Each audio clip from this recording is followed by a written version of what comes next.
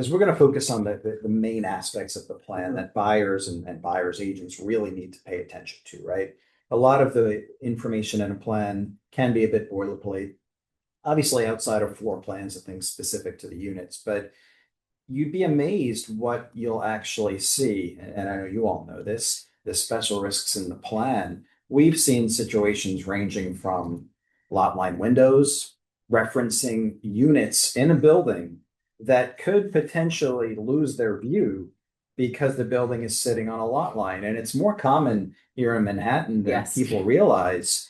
Louise, any situations come to mind where you had a buyer? Little trick of the trade that I love that I figured out some many years ago, that when you are walking through a construction site and you see a little sprinkler head over a window, 9 out of 10 times that's a lot line window. Cocktail trivia for Really? everybody. Yeah, there's your 2.5 credits right there.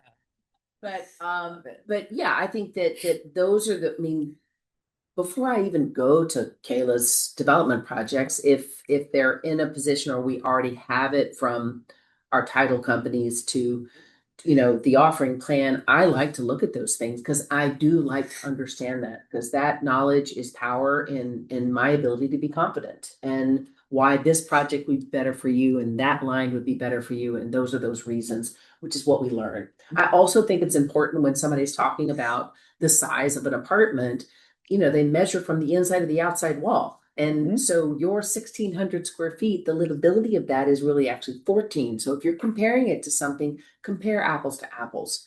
And I just think that kind of, as an agent, whether you're on site representing the listing or you are representing a buyer, that is our responsibility to have that ownership. So having the understanding of how to collaborate with on-site agents to ask those questions. It's okay if you don't know it. It's just like, hey, the 1,600, tell me where can I find that in the offering plan, how that measures, What do you think about that, Kayla? When you're talking about, the layout, square footage, how do you advise a buyer who's really trying to figure out what the square footage is? Focus, by the way, on feel Mhm. and layouts. Agreed. They speak to people Right. emotionally. Right.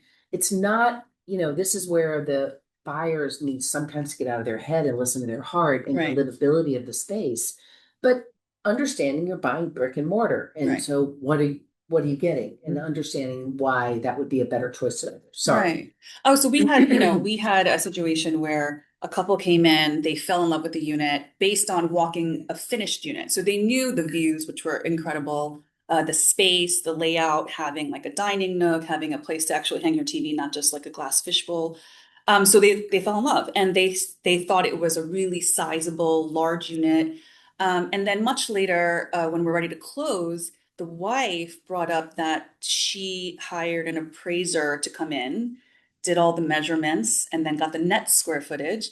And of course, had a problem because it was like 15 to 20% less than the gross square footage. Like 50? 15 to 20. Okay. And of course, the husband's like, because, we actually went over this and they were direct buyers, so they didn't have representation. But we went over the fact that, there's gross and net livable versus what is actually declared in the offering plan, from the external wall to the demising wall. So it wasn't a surprise. So everything was transparent. They even talked to their attorney. But at the very last minute, they were trying to renegotiate, saying they felt tricked and, it's much smaller. And then we kind of walked them back in and it was staged. There was another line that was staged. So we said, let's go back to the actual feel, the vibe, the layout. Why you fell in love with it. Are you willing to lose this because you want to try to get another 15,000 off as a closing credit because the sponsor is not going to do it? And of course, they ended up closing. But it is that, it is actually, where are you going to find this view with this layout at this price? Because they came in pretty, early on. And for the lot line, I actually have sort of a horror story.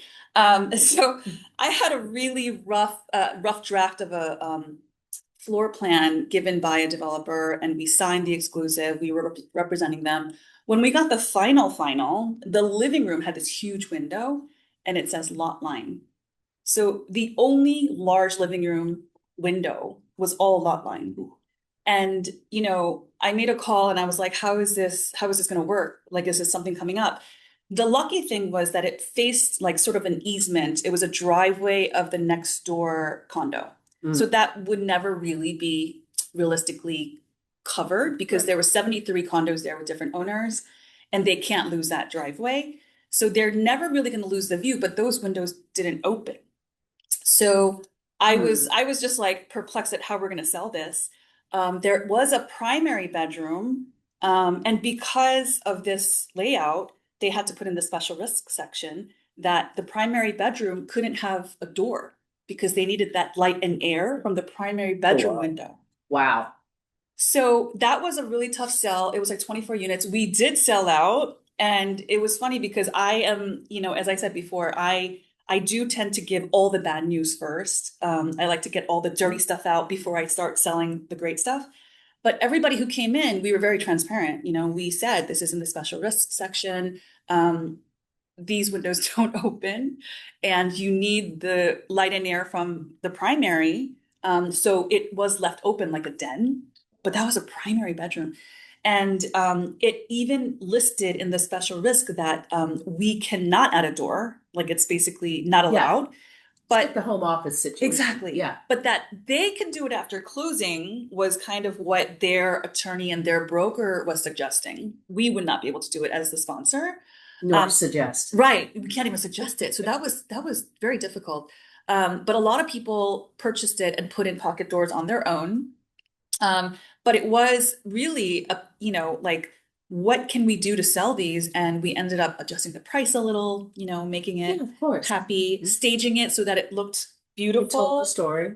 Yeah, I mean, but I think that is not an uncommon circumstance we find ourselves in. And again, the guidelines that the AG put forth is for that protection. Right. The reality of it is, and again, it's whether, this is a home office, but my best friend, her twins are in her home office, and it's not bad. Right. It's just, it's a decision, and you have to, understand why you're making that choice. Yes. And it's like that view was valuable, Right. and the pocket door was worth it. Right.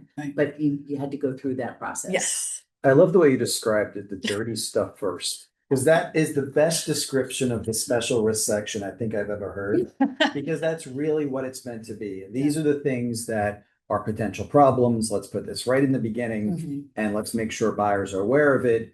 And then we could talk about what that means. The pretty stuff later. Right. So when we're talking about whether or not you'll lose your view, how do we actually protect buyers from that? Right. So there was a situation where I had a client who was looking to buy a unit on the 5th floor, lot line windows. We looked to see what was going on next door, right? Because a lot line window just tells you there's a potential you're going to lose your view. So in order to take the next step, well, let's not only just research this building, let's look at next door. And we did see a permit was filed to develop an 8-story building, which would have effectively knocked out this potential client's or buyer's view. So what did we do? We obviously renegotiated and got them into a higher unit, and they were happy.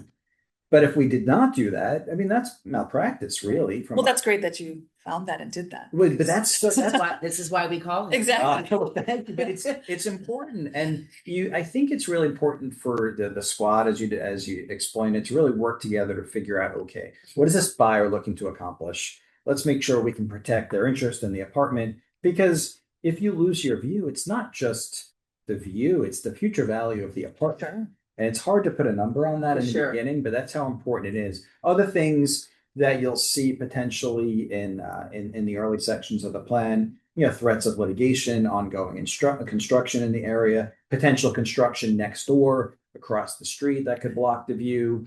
There was a situation years ago, and Louise, we don't even talk about the specific building, but I had a buyer who was looking to buy a unit, and there's a beautiful church across the street, and they wanted to wake up every day, open up the windows, and look at this beautiful church. So we said, just for giggles, let's go take a look across the street just to make sure nothing's going on with churches. They do sell, they do get converted, developed, and what we find? An actual permit to demolish the church. Now, we're not in the business of killing deals, but I don't know, not to sound cheesy, but we are in the business of protecting dreams and making sure that buyers could actually get what they want. So we told this buyer, what was happening, and they said, "Well, I was really buying this to have that view."